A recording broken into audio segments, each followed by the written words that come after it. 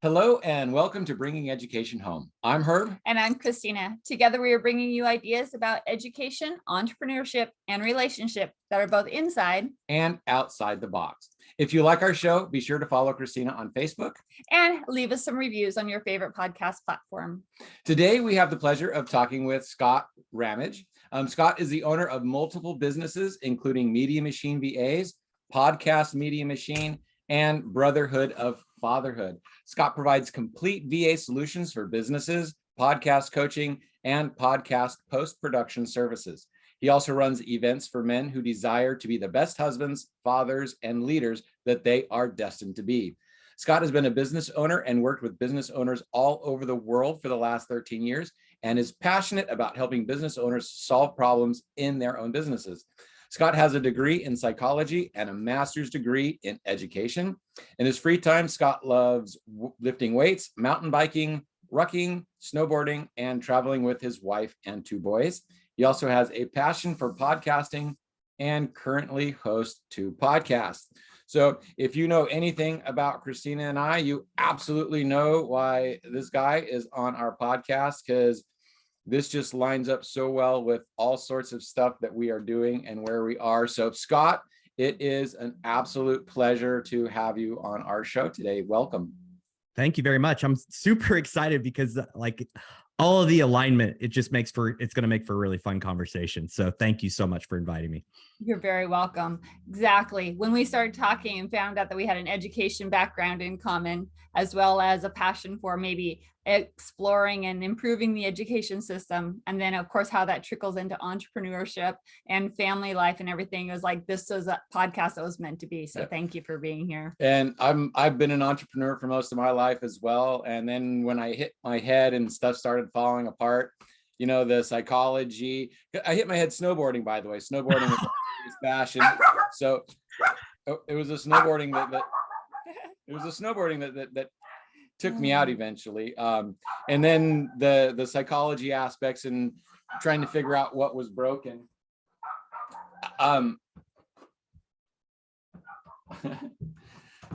So that led so much back into this stuff should be taught in school, because when I hurt myself and I started crawling out of it, there was so much that I had to learn, and it's like this should be like taught early so that when you get old, you don't have to figure this stuff out in an emergency, because there should be stuff. So with all of that, it's just so, where possibly would you like to begin today? Oh my gosh. Well, that's a really great question. And I was thinking about this ahead of time, of course, you know, as I kind of prepping my mind, I'm like, there's a million different directions we can go. You know, I have a degree in psychology. I have a master's degree in education and taught in public schools for 13 years and left for very, very distinct reasons where I saw education going at that time and then where it's gone. And then I've been an entrepreneur for years, even while I was teaching. Now I have older boys. They're both incredibly engrossed in the idea of being entrepreneurs and owning their own businesses. And so I'm like, we could go all sorts of directions. I think we have so much alignment. Well, let's start with that education degree and being a teacher. You said you were an entrepreneur as well as being an educator at the same time. If a teacher wanted to maybe expand their horizons a little, what did you do? How did you kind of start stretching out and then ultimately decide to leave teaching? So it's interesting. And I want to preface this. I always felt very different from everybody else in the teaching world, especially where I was at. I think in Texas, where I'm at now, it's a little different. There's a lot of change in career, but in Oregon, where I'm from, where you guys are at, exactly. Yeah, that was not normal. People didn't go into corporate and then back into teaching or vice versa. And so I'm in this world of teachers. That's what you do. I mean, you are just teaching. But very early on, when I started teaching, 2001, I believe, I really quickly realized that I was really efficient. And so I would get into the school. I was teaching every subject. It was, it was a self-contained classroom. The only thing I didn't do was music, thank goodness. But it was incredibly stimulating and awesome. And I still would have time for extracurricular activities. I did a lot with the local skateboarding community because I had a lot of time. I was still pretty young. I was skating. I had a skateboard club with kids, and it was just phenomenal. And teachers were looking at me like, yeah, you're young and energetic. When is that going to slow down? And it just never did. Right. And I realized that I was different in the fact that teachers would say, oh my God, I was up till 10 o'clock last night correcting homework and making lesson plans. I get to school at 7 a.m. and have everything ready for the day and be out of there at 3. And I had done everything I needed to do. And I wasn't trying to run from work. I was just done. I was like, I don't get what's taking so long. And this is no judgment on anybody else, but I'm just kind of high energy like that. So yeah. About 5 years into my teaching, I was doing all sorts of things to kind of fill time. I did a lot of, I worked on some grants for the school, created a whole project for the school. And I was working in the summer. And I think this is where a lot of teachers kind of start to dip their toe into entrepreneurial world. Is I had time. And as a graduate student, I was a ski and snowboard and mountain bike mechanic, like a master mechanic. And so I'm like, I'm going to go work at the bike shop. So I worked at the local bike shop, and I had the thing happen that everybody has happen. I could do this better. Right. And yeah. The entrepreneur mind. Exactly. And I did that for like a couple summers. And then the third summer, I just started wrenching on people's bikes in my garage. And before I knew it, I had a whole setup. And I'm like, you know what? Screw this. I'm tired of working for someone else. I'll just have a summer gig. And so right before my first son was born, I got a 300 square foot spot, bought some equipment, got all my licensure set up, and started working on bikes. And within 5 months, I was in a 3,000 square foot spot, had like multiple full-time employees. I built that thing fast and furious. And now look what's happening. I'm back teaching again. And so I did that for 5 years. I had a bike shop. I would leave at like 4 a.m. in the morning and go to the shop, do all the businessman stuff, go to school, do all my school stuff, get back to the bike shop and be there till 8 or 9 o'clock at night. And that finally came to an end after 5 years, not because I hated it. And it was because I talked to someone and they said, hey, look, you got to give up one of them. And I'm like, yeah, I got to give up one of them because I don't know my kids. Right. And so he talked me, he's like, well, teaching is a stable income. I'm like, I was doing really well at the bike shop. And he's like, just, close or sell the bike shop. So long story short, I had a buyer, and I was really, really aware that I was not a part of my kid's life. And that wasn't something I was okay with. And my wife was also kind of single parenting. And I had the bike shop for sale, and this is 2009. And I, in the 11th hour, literally the day we're going to sign final papers and get the check, the owner had talked to a local business expert and decided not to buy. And so overnight, literally, my wife goes back to the book. She's like, overnight, we incurred $350,000 in debt. Oh, as a teacher, I still decided to close down, had all of that new inventory on cycle, and I didn't sell it because I was going to sell it to someone else. I had it all sold. Right. And yeah, so that was my first entrepreneurial journey. And it was very, very interesting. But I just never slowed down. So I taught for a couple of years without having another business, and I went nuts. I went bonkers again. Yep. And then I had another successful business from that. And that's where the story starts to move into teaching wasn't for me at that point. Exactly. It's interesting though, you said you're back to teaching, because that's the way I look at this podcast as well. Even though I'm not in the classroom, I'm still teaching, because we're sharing information and helping people explore and expand their minds. And so I love this part of the podcasting, being able to teach again. Everything I do is teaching. I mean, that's, people ask, well, do you regret being a teacher or getting your master's degree? I'm like, hey, look, master's degrees, colleges aren't for everybody. Did I need that for what I'm doing? No, but every single thing I did led me to where I'm at now. And I feel like a lot of what I'm doing and a lot of the success I'm having is because I'm so tuned in to connecting and then teaching people. And having that gift of like, I want to help you. Like, that's the big thing, right? Like, we want to be helpers. And that, you know what? That's a really good formula for business. It is. So when you decided to sell the business, and because of the lack of family time would be a better way to put it, when you made that decision and all of that happened, you gave up the business anyway, you went back to teaching. Was the teaching, so that was purely a financial decision? And how did that? Well, I never stopped teaching. I was still teaching and owning the business. I was running 900 miles per hour.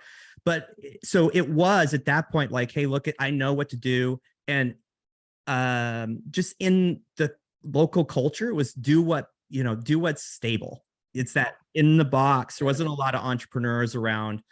And so I thought I was doing what I thought I should be doing.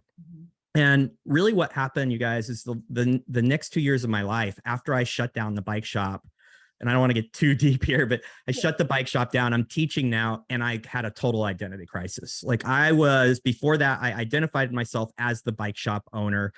All my great friends stopped calling as soon as I didn't have all the good deals and doing all the trips and all the great things that came with it. And I literally had an identity crisis. I didn't know how to be with my family. Like, giving that up was the best thing I did, but it shot me into a personal hell. I did not know how to connect with my family because I've been working so hard at connecting with my customers and my friends and my students and the parents in the school. And my life was totally changed now. So it took 2 years literally for me to jump out of a funk. And that all came because I was looking for a solution. I gained a bunch of weight. I was looking for a fast solution to lose weight. And this is where it gets crazy. My next business was an MLM. I knew nothing about MLMs. I found it online and I had super fast success. Like, we went to, like, I think I tripled my teaching salary in a year and a half. Yeah. And that's when things started to get really weird in education for me, because what happened when I got into that MLM, again, I had no clue what I was doing. Right. You were successful, actually. Because I'm good at connecting. So I was just connecting people and helping people, getting up on, doing presentations and getting people success.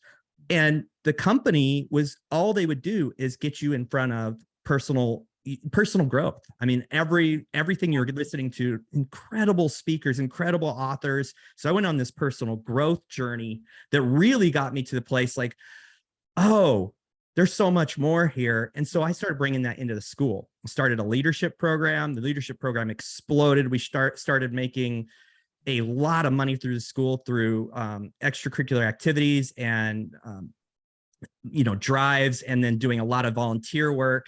And what I found out at that point is really when I realized I don't think I'm cut out to be in this place anymore, because the more success I had getting the school wins, this is crazy. Yeah. The more money I brought in for the school, the more success I had in that leadership program, the more certain teachers in that building hated me. Yes. I mean, I had a big target on me, and it was miserable. And finally, you were outside the box. I was way outside the box. I'm like, you guys, do you know what I'm doing for you? You needed new computers. You got new computers. You wanted, I'm like, I don't get it. I literally did not get it. But where I saw it really happening was within the administration. Yes. And I was like, what is going on? And then one day in Oregon, you don't get, well, at least where I worked, you didn't get personal days. You got one personal day a year. Yes. Yeah. I had given my notice because they had called me in and said, hey, you have an event today. And I'm like, yes. And for kids to be involved, they have to have earned some money. And I'm like, yeah, a quarter. They needed to earn a quarter to be involved. And so this is a fundraiser for the community. And they're like, well, that's not fair. We have some kids that are very impoverished. And I looked at the principal, and this is coming from the top, from the superintendent. A parent had called him. And I looked at him. I was shaking. I was so upset. And I looked at him. I said, that same student, I know who this is, walks to school with a 44-ounce soda in her hand every single day. Mm-hmm. And she couldn't pick up 5 cans on the way here. I think a deposit was 5 cents at that time. 5 cans on the way here, turn them in and submit her quarter, or forgo one of those sodas today. And he's like, yeah, it's not right. And I'm like, okay, I'm going to carry this event out today. Everybody can participate. It was a mess.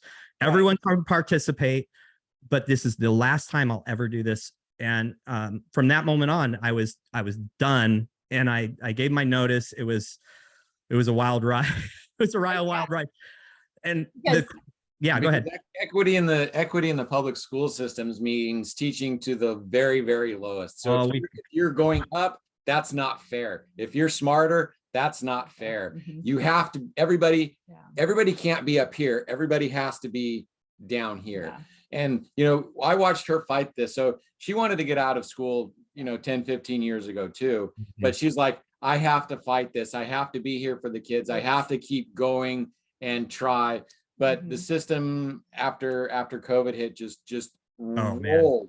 They took the authority, the unearned authority, and just stomped everybody down. And so that kind of threw us out of that. Yeah, exactly. And I know the whole contract thing, you give your notice and it's like, well, you have to finish out your contract. It's like, well, right. I did. That's crazy. I did. So I gave my notice. Yeah. And I said, there was an in-service one day. It was on a Monday and it was an in-service, and all they were doing was meeting about the next year coming. And I said, I have tons of sick days. I have barely used any personal days. I would like to go to Tahoe because I won a free trip. I'm like, I'd like to go to Tahoe. I'll be back for Tuesday. And they said, no. I'm like, I have nothing to give it that day. You just need to be here.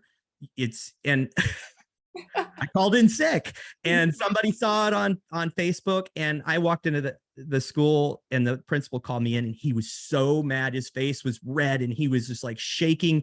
He's like, how dare you? And I said, well, I can carry out the rest of the year. I will follow through with this contract. It was like a month left. I can carry out the rest of the year, or you can kick me out now. I am never stepping foot in a classroom as a teacher again. So it has no repercussion on me other than I have a very amazing connection with my students, and I have a commitment to them. And I would hate for that to be ruined because of your ego. Woo. Yeah. Oh, yeah. It was very interesting conversation, but he's like, he just eventually told me that we would wait it out to the end of the year. And I'm like, that's great. The crazy thing, on the last day of school, I had 3 people, individual teachers, come up to me, look me in the face. They didn't all say the exact same thing. One person said, I cannot wait for the day when your little pyramid scheme falls apart and you're groveling coming back to this school. I had another guy come up to me and look me in the face. He goes, this is the most stupid decision you will ever make in your life. You are leaving a great career and a great future in teaching, and you are not going to make it. There was 3 people that came up to me, and they looked me right in the eye, and I don't know how I held it together. I was just like, thank you. I don't know what to say. And I learned a lot. I learned a lot through those years, but I would never. Those are the kind of teachers who don't want their students to succeed. Yeah. It's crazy. And you brought up the, teaching to the bottom. Yeah. What a disservice to everybody in the school, because here we're in this classroom and we have to meet these standards. This is where it really got crazy too, is meeting these standards. We have to meet these standards. By the way, when I was using the standards to create my own curriculum that was very fun, and it used all sorts of, kinesthetic and auditory, there was all these different elements coming into it. I was meeting the standards, exceeding the standards, but then they said, no, you have to do it exactly like this to meet the standards. I'm like, that's not working.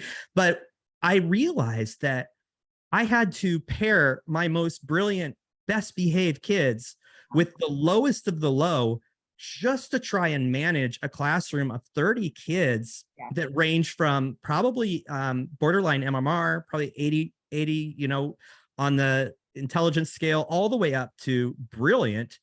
And like, who are we serving at that point? Nobody, absolutely nobody. Because when you pair those 2 people, the higher one's probably doing all of the work, and it was just insanity. And I couldn't be a part of it anymore. Right. And that's where it finally hit me after the COVID and looking at what my classroom was going to look like in the classroom again, with that kind of disparity, that kind of range. No one person can really be expected to reach the low and the high with 30 kids in a classroom. And No. I was teaching primary. I was K1 too. So you take 30 K1-2s who are very needy. It sounds like you're a little bit higher level, you know. And they also put the emotional kids in the classroom too. So pick kids who would throw chairs and rip up stuff and scream and yell.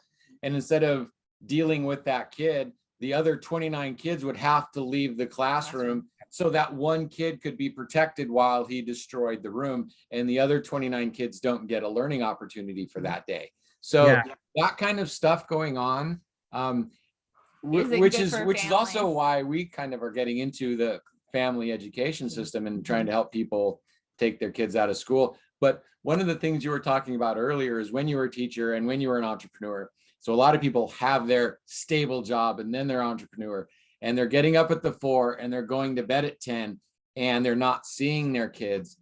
So bringing the family back into it, what would have got through to you at that point to help you to see that? Because right now there's so many families in that situation that are so head down that they can't see how the education is affecting their family and all that.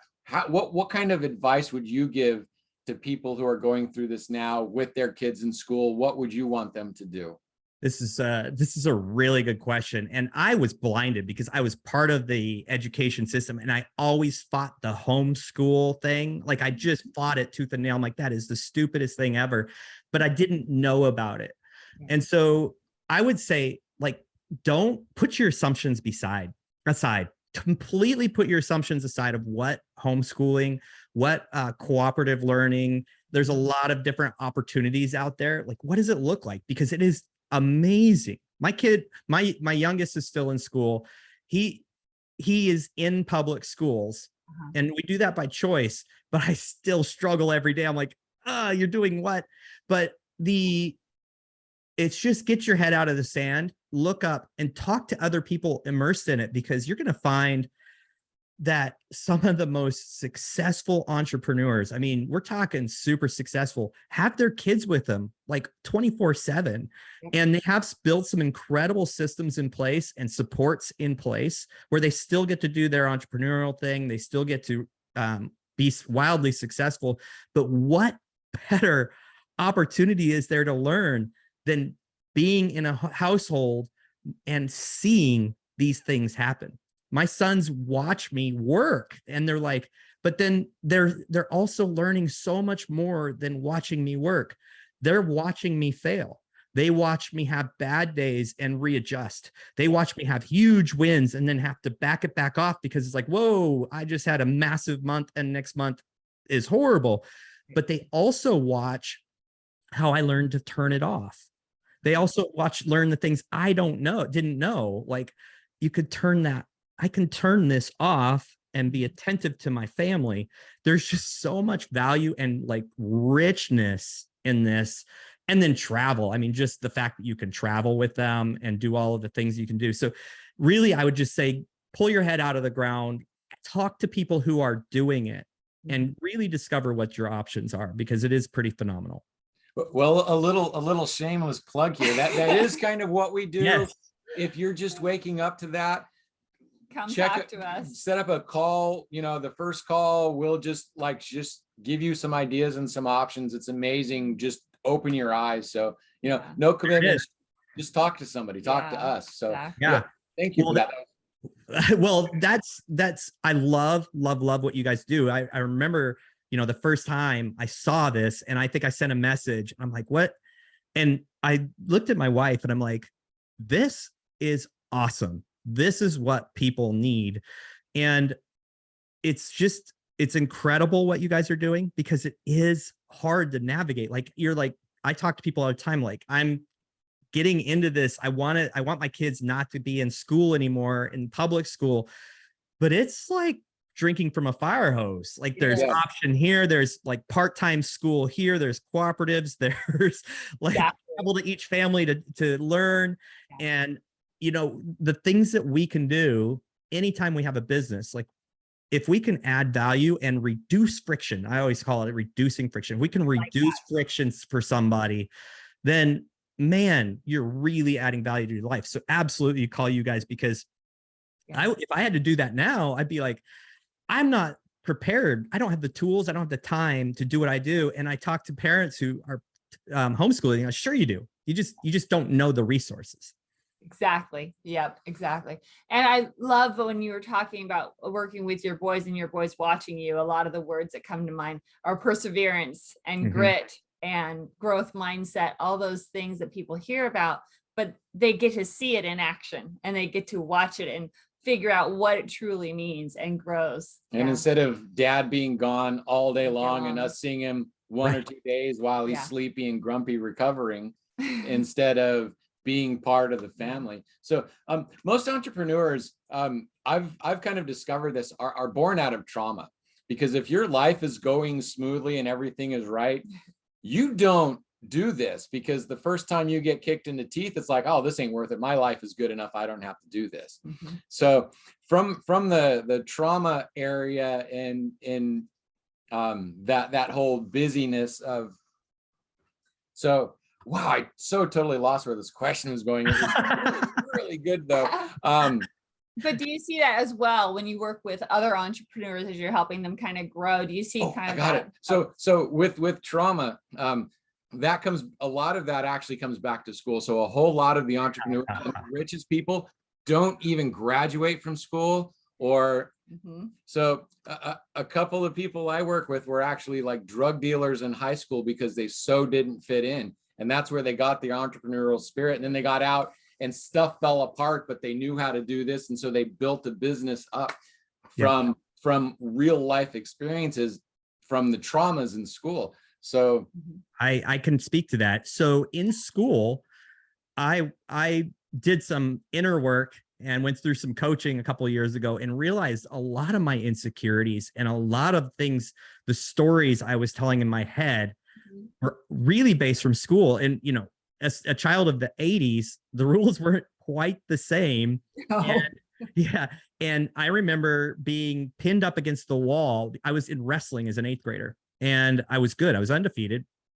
And I didn't have my parents weren't really pushing me to be in sports or anything. And I didn't understand that level of commitment. And I quit wrestling. I'm like, I'd rather spend my time skateboarding. I was a good skateboarder. I enjoyed it. It was my friend group. And my math teacher happened to be the coach. And he pulled me in the back room and pushed me up against the wall and called me a very vulgar name and told me I would never amount to something. And this probably happened with teachers. It happened in middle school or high school as well for a different reason. And I went back that trauma was huge. Yeah. And so number one, getting into education was me fixing the problem. Like, I don't want other kids to be, in this situation, and I can be a change agent. I think that's what led me back to education. First psychology and working with kids with disabilities and kids that were very, very violent. I did a lot of work in group homes, but and then moving into education, I think that's all from that trauma. You hit it on the head. And then I went through this trauma as an entrepreneur. I'm still kind of battling this world. Then I go through this personal trauma and I'm like, and then the answer was entrepreneurial. When you're an entrepreneur, you are up against battles like all the time. There is no like sailing. There is no just glide. If you're gliding along, you're about to take a massive dive. This is what I found over and over. If you're feeling comfortable, something's going to happen. If you're riding super high, there's going to be a low. So now my brain adjusts. But what happened is like, you learn so much, and you learn so much about your own self, your own abilities, your own cognitive abilities, your own psychological and behavioral things that you do. I have learned to watch my triggers. I've learned to understand what self-talk is. All that becomes because I'm engrossed in this entrepreneurial journey. And the beauty of this right now is that I'm looking at my 18-year-old son, and I'll kind of tell you about him. Yeah. I'm looking at him, and I'm seeing the personal development side of him. He's like 20 years advanced from me. So he decided, I went up to his room. He graduated last year. I went up to his room and I'm like, have you thought about what you want to do? Because he applied to go to college to play trombone, very competitive. He's like, I don't want to go to college. I don't have any direction unless I go play this trombone and do these world travels, because it'd be really great. It's a challenge for me. He didn't get into the program. He was the next in line. Oh, and I went up to his room. I'm like, do you know what you want to do? And he's like, he was, I have no idea, but I want to know, I want my life to be like yours. And I'm like, well, what does that mean? He goes, you have people coming to you with opportunities all the time. You know, so many people. It's like you can start 8 businesses any day of the week. And he says, how do you do that? And I looked at him and I said, years and years of giving and grinding. I'm like, it is not. And so what happened is we found out he didn't get into this college. His mom and I took him to dinner, and he looked at us and he said, I'm not upset. He's like, this was a challenge. I wanted to face a challenge. I wanted to see if I could do it, but I am not upset. But here's the deal. I don't know what I want to do. And I don't want to pay for college just to pay for college. And we're looking at him. And right at that moment, I said, well, like, you talked about wanting to be, an entrepreneur. And I said, what if you just took the year watching what I'm doing? Yeah. And so we've been down that road. It's been very interesting. And the other day I told my wife, I'm like, he still doesn't know what he wants to do. It's very hard to get through him, like this work ethic, and you have to do all this boring stuff. And it's just not sexy. Right. And, but then she goes, yeah, but every morning he reads his Stoic journal. Every morning he journals. Every morning he writes down, he has a gratitude journal. Every morning he reads his Bible. Every morning he's done this. Every day he does this. She's like, he is years and years and years and years ahead. I don't even do that yet. Yeah, behaviorally. For years, and I can't develop those habits. Right. And I'm like, oh my gosh. Like, I don't care if he doesn't know what he does, or if he has like unrealistic expectations of how a business is going to look, because that's really true. Yeah. I don't care, because he has tool sets. He's doing humans so well. Yeah. So this is the stuff that I want parents to hear.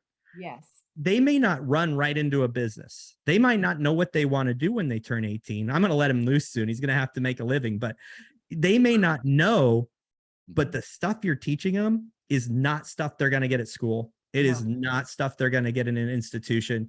And you guys, we all know there's incredible teachers out there trying so incredibly hard, but the cards are stacked against them. Mm-hmm. They have, their hands are literally tied to their ankles, and they're sitting in a bent over position, just taking whatever's being lent or handed to them. And unfortunately, it's getting worse, because they're adopting curriculums and saying you have to be on page 18 on day 3 of this week. And the teachers are like, but my kids aren't ready for that yet. They haven't mastered. It doesn't matter. You need to be on page 18.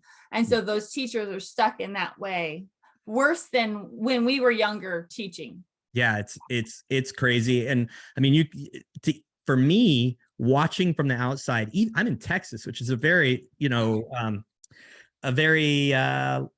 not conservative state. Very red state. Yeah. And even what I had to watch, my son have plastic barriers all around him, and he's like, I can't hear the teacher. I have no clue what it was. Hell. Yeah. And I'm like, one more week of this, I'm pulling these kids, and I decided that if it ever happens again, they're gone, they're done, they're out of that system forever. And I watched this hell, and I watched teachers fall apart at the seams, because they never have been taught how to do anything outside of teaching in the school. They've never had to pivot, and they don't have that muscle of, I've got to problem solve really fast, because now at how education works in most schools, this is what your day looks like. This is what you're teaching at 9. This is what you're teaching here. You have to be on this schedule. The kids need to have this done. They need to do this. I mean, there's no autonomy whatsoever. So there is one argument that I have for that, in favor of that, is because the teachers that are coming out of college right now are absolutely so inept that they can't actually do any of it. So Yeah. maybe for a first 5 years teachers, that stuff is what they need. But if you've been a teacher for more than 5 or 6 years, then that destroys you. You can't do anything. So yeah. My son had a student teacher. He's like, she has to leave every day because she has emotional breakdowns. So she gets to go to some room to recover. And I'm like, the teacher? The student teacher. And I'm like, and I mean, unfortunately, she fit the mold of what we're seeing on some TikTok channels. And I'm like, exactly. Yep. I'm like, I hate to get political, but someone said he or she instead of they or whatever it was, and she had a meltdown and had to leave. I'm like, you can't do that as a teacher. I understand if that's what you like, fine, but like grow a set, excuse me. Right. Like you aren't in this to be, emotionally coddled. You are entering a war zone of emotions. You've got to have yourself into control. But you're right. They're not being prepared. They don't know how to be when I went to grad school, I had to spend an entire year in the classroom. Me too. And I don't know that it's like that anymore. No, it's 5 weeks, Scott. They only have to be in charge for 5 weeks. Wow. When I was a mentor teacher, I pushed that to the absolute limit. It's like, no, you can be in charge for 5 weeks, but guess what? The 3 weeks before that, you're going to be half-time, and 3 weeks after that, you're going to be half-time, because I was seeing these teachers not be prepared. Yeah. I remember whenever I was a younger teacher, you had to have emotional control, because I was in the hallway, parent walks up, yells at me for something, and I had to walk in and face my kids 2 minutes later. Yeah. I couldn't be a blubbering mess. I had to be ready for the day. And that's true. I mean, as teachers get attacked left and right, because, people would come yelling at me, and my line was always like, okay, first I want a little perspective, because I was very emotionally reactive when I first started teaching. I'm like, first I want to offer a little perspective. Let's make an agreement that if you want to believe everything your kid says about me, I have to believe everything they say about you. And that's not very favorable. So why don't we come together and like talk what really is happening? And usually it was somewhere in the middle. Yep. And there was a lot of manipulation going on. That was always a risk I was willing to pay, because I was like, well, that could be pretty damaging. Yeah. My wife tells me I cannot go back to teaching. I'd be fired the first day. Oh yeah, I can't go back into the regular workforce. So Christina's last 2 years of teaching, she was actually in an online school that had an online curriculum, not a regular classroom that was forced to do the online stuff. Right. So she was online, and she actually got to start the program for K-1-2. So they didn't have the program online so she actually got to start that. Okay.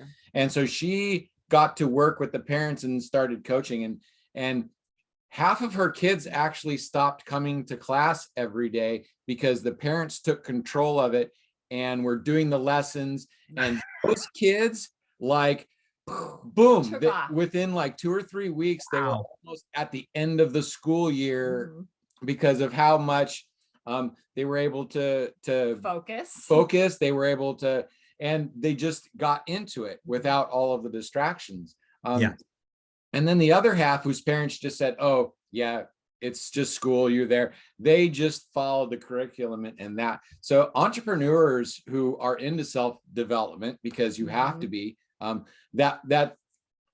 that should be in the schools, and then it should also be in the family. And once you do that, it's like, if you have a kid coming through the system, they won't even need to go to college, because they'll fall in love with learning. They'll fall in love with entrepreneurship. They'll fall in love with self-development, and they'll continue to grow outside of everything without it having to be school. Because right now, school is something you do till you're 18, and then you forget about it and leave, and you don't keep learning. And if you don't keep growing and learning inside, then as a person, you slowly start to fade away as yourself. So teaching kids to learn, to love, and to grow is more important than teaching them stuff in school. Yeah. And, I have a son in 9th grade, and it's tough to watch him like, kind of like, we could be through this curriculum in 9 weeks, like the whole school year, probably, other than the languages. That's pretty tough. But I look at this and it's really difficult for me. It's really difficult because I know he's going to school for 6-7 hours, mostly for social interaction and a little bit of education. And that's a really hard thing to watch.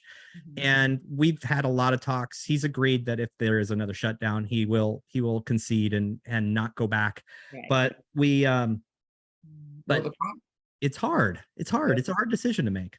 So when you get out into the workforce, social interactions are more determined by social norms, and people are a little more polite and they don't throw you up against the wall and stuff. So people who have their kids in school for social interaction, dude, that is the most traumatic, unsupervised, screwed up interaction that can happen. And part of one of the things about our education system and doing this is we help families figure that out. So dance classes, biking, sports, community action and community service. Something like most people don't know that if you take your kid out of school, you can actually file paperwork and have them play sports in the closest school, even if they're homeschooled. So even do band. So even if they're if your kids are in school to play sports, you can take them out of school and still let them play sports. So if you have a problem with it, it's only getting worse. I mean, we can talk about the pokes right now about how the NEA is actually recommending and requiring the pokes, some school even though that's been determined to be hurtful in some places. So, if you don't get out, it's like it's just getting worse. So if you are into self-development, bring your family along too, is all I can say. I mean, I have kids that are friends. Almost all my friends have they're younger than me. They all have their kids in homeschool or in I mean, it's just very common. Not all of them, but a lot of them. And they do jujitsu, they do dance. They're like, they have more friends than we'd even know what to do with. It's crazy. And I think that's just a misunderstanding. And hey, look, because you're getting into smaller groups in focuses that you enjoy. And so you're getting around a group of people that all enjoy the same things. Then you'll find more friends. When you go to school, there's thousands of people who enjoy whatever. And to find that within the group. So it's tough. And that social development, middle school is horrible. Middle school is just hell. I've decided that for any kid, that's just hell. But I just seen such a different view of it. A good friend of mine, he's incredibly successful, and he's got like 5 kids, and they go everywhere with them. And then they also have a support system that they leave them home and they go travel as well. But he's like, I get to hop in the RV and we get to travel the United States anytime we want. And we learn history on location. Oh my gosh, that's what he's talking. He's like, we went here and we did this, and we actually, my wife and I worked really hard to get our kids exposed to that and be a part of those things as well in the summer. But man, there's just so much benefit to it. And the bad or the side effects or the negatives are going away. I don't know that there are much anymore, other than you're just different. Everyone's like, oh, he's homeschooled, he's different. But they're more intelligent, they're more grounded, they're more better behaved. They have a better conversation. If you watch what they eat, they probably have a much better diet. Right. Yeah. So they're just more grounded. They're different. They're more people. Yeah. Well, the other thing that I hear a lot is, well, I couldn't ever teach. And my thing is, you need to talk to some people, because you probably don't need to. There's like, you're more of a guide. You're more of a adding structure and then adding opportunity. And I think that's another thing that people get wrong as well. Especially once they get that love of learning, it doesn't stop the kids. Then they just need the guide and the structure. Exactly. When they're little, of course, they're going to need a lot more, but as they get older and more experienced and love that learning and can read and go forward. And a lot of the programs and stuff that people use now are like games. And so kids get on them and they want to go. So, it's going to, when a kid starts going, hey mom, can you load up the reading thing for me so that I can go play more games, but they're actually doing their reading homework. Or, hey, can you do that? Load up my math game again so I can go play more math stuff. So it's bizarre to watch these kids go into that. Yeah. I think kind of Well, what would be some of the last bits of maybe advice you would give to new entrepreneurs or people who are working, trying to get this family and thing kind of put together, since you've been at this a while? What are some of the best tidbits you could give? So a lot of this comes into why I do the Brotherhood of Fatherhood and events for men, because I really have seen the dark side of the entrepreneurial journey, right? And I did the wrong things. So one thing for me is as understand your identity. And I know that it's like, this is all about you, but it is about the kids. They need to see this as well. Understand your identity isn't what you do. That is not, because what you do can be stripped from you. What you have can be stripped from you. Who you are can never be stripped from you. So your identity is who you are, and it's much deeper than what you do. So get rid of that right away so you don't instill that into your kids. Also, just understand that you are building another version, like a future version of what you do. And so as an entrepreneur, you have to be incredibly intentional. And what I mean by that is when it's time to work, bust your ass, do the grind, because building a business is a grind, it's a long-term haul. But when there's opportunity to disengage and then re-engage with your family, don't let the other stuff get in the way. And then the other thing I would say is this is the biggest one for me. Talk to your kids through everything. And I know at certain ages, they're not going to understand, but I remember coming home from elementary school and my son says, hey, I had this go on. I said, you know what is really crazy? When I was doing this in business, I made this mistake and I made this mistake and I made this mistake. And it always related back. And what I've seen is when I talk through my failures in school, in business, in life, and then told them how I fixed it or how I'm moving towards fixing it, I am watching them avoid those things, right? I mean, like actively avoid, like they're back to the friction thing. They're going to have way less friction in a lot of the areas that I've had friction. They'll have new friction, new areas they got to learn, but it's going to be much higher level. So live your life out loud in front of your kids. Talk to them through what you have made mistakes. Talk them through your wins. Like every day you should be celebrating wins as a family, because we are not programmed to focus on wins. We're programmed to focus on negatives. So like, what are the top 3 wins for today? And just live out loud with them. Don't hide your failures. Like I had a month where I'm like, guys, we're not going to be able to like do the things we normally do this month. Business is down. I'm sorry. What kind of lesson is that for them? Like, hey, what money doesn't grow on trees. Things don't just magically happen. You have to work. And if you let off that gas the wrong way, it could all be crumbling down. And so you're teaching these skills that are just so incredibly rich. So I would say live out loud. And I you know, with intentionality. We actually kind of missed that part growing up. We tried to shelter them, keep them away from the problems. So we were building our businesses and we were doing stuff. We were like, hey, you know, stuff is cool. And one of our kids doesn't actually talk to us anymore because we became disrespectful, disconnected. And so, in his eyes. So yeah, we didn't share enough for him to understand why we were doing what we were doing. Part of what we're doing and all of this is to help other people not lose their kids. And I love it. Because the 20 hours a day you were working, you didn't see your family. You recognized that early. Some people don't. So hopefully hearing this can help other people like make that connection. Exactly. So you're also into podcasting. You help other people with VAs and stuff. So here's a fun kind of a question. What is the weirdest subject podcast that somebody does that it's like, I can't believe this guy makes money on this what the heck? Oh, that's such a hard question. Trombone podcast. Could he make money doing a trombone podcast? Like, you could. That's the crazy thing. If you have the right mindset, especially if you have a service to sell as a part of it, because that's one thing I teach people is like, I was able to monetize my other podcast. This one's being monetized as well, but the Brotherhood of Fatherhood. But the other one I was able to monetize like fast and furious, tens of thousands of dollars in the first year, directly related to that podcast. And so I really try to encourage people to do that.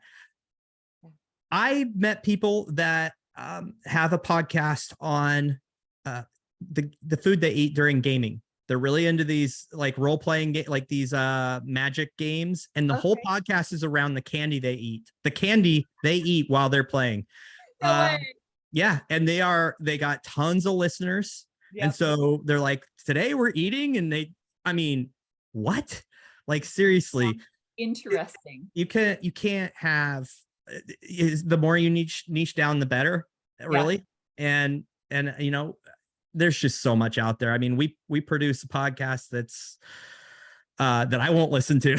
it's very, very risque. So you know, there's just it's crazy, but it's an amazing world. It's not really being blocked right now. It's kind of a free speech, open speech platform. In most cases, is getting really corporate, but there's a lot of indie movement out there. So it's just an incredible way to share your passion and your knowledge with other folks. Oh, wow. That's really amazing. Awesome. Yeah. Well, it has been such a pleasure having you here today with us and talking all of this up and down entrepreneur education, how it intertwines and works and everything. Before you go, make sure you tell people how they get a hold of you, what you can do for them. Make sure do you have anything coming up anytime soon? Yeah. Promote what's going on in your life? Oh my gosh, I have so much coming up. I do men's events, so I do have one in March. That's going to sell out like in a day, and I have a big event in the summer, June. So if you want to know anything about that, you can hop on Brotherhood of Fatherhood, or just follow me on Facebook or Instagram, Scott Rammage. I help people, business owners specifically, leverage their superpowers by hiring the right people to work within their business. So that's either virtual assistants from the Philippines, which is a massive passion of mine. Also stateside for moms who want to be home. A lot of homeschool moms. I offer work for them. And so I do that. And then I love helping people do podcasting. I have a podcast course, and then we also do podcast post-production. So literally hit the record button, the rest is taken care of.